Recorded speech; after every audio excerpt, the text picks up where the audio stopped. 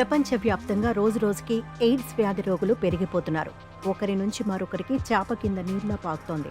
హెచ్ఐవితో ప్రపంచంలో ఎంతో మంది బాధపడుతున్నారు. ప్రాణాంతక వ్యాధుల్లో ఇది ఒకటిగా ఉంది.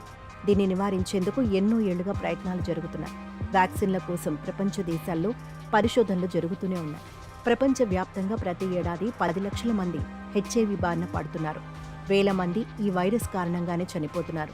అతి భయంకరమైన వ్యాధుల్లో ఇది ఒకటిగా ఉంది. అయితే తాజాగా హెచ్ఐవి కోసం వ్యాక్సిన్ను తయారు చేశారు.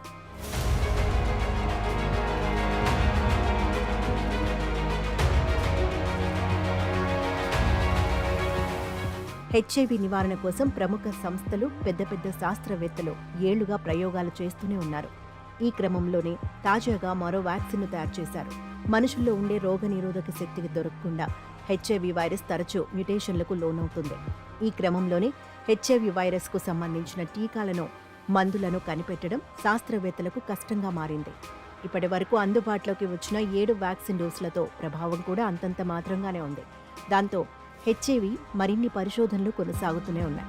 తాజాగా అమెరికాలోని MIT పరిశోధకులు హెచ్ఐవి నియంత్రణకు ఓ టీకాను అభివృద్ధి చేశారు. హెచ్ఐవి నియంత్రణ కోసం ఈ టీకాను వారం వ్యవధిలో 2 డోసులుగా తీసుకోవాల్సి ఉంటుందని పరిశోధకులు తెలిపారు.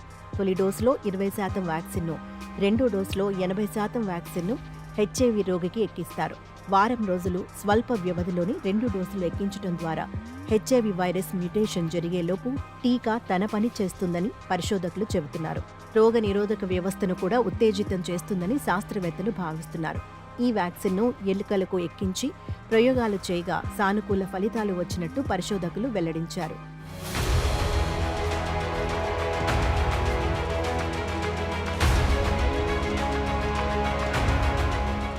అయితే హెచ్ఐవి గురించి ఐక్యరాజ్యసమితి ఇటీవలే నివేదిక వెల్లడించింది. 2023 నాటికి దాదాపు 40 మిలియన్లు అంటే 4 కోట్ల మంది హెచ్ఐవితో పోరాడుతున్నారని పేర్కొంది. వీరిలో ఏకంగా 90 లక్షల మంది చికిత్స తీసుకోకుండా నిర్లక్ష్యంగా ఉన్నారని వివరించింది. దీని ఫలితంగా ఎయిడ్స్ వ్యాధిగ్రస్తులు ప్రతి నిమిషానికి ఒకరు మరణిస్తున్నారని పేర్కొంది. 2024లో ఈ వైరస్ కారణంగా 21 లక్షల మంది చనిపోయినట్లు తెలిపింది. ఇక 2023లో హెచ్ఐవితో 6.3 లక్షల మంది ప్రాణాలు కోల్పోయారని చెప్పింది ఐక్యరాజ్యసమితి.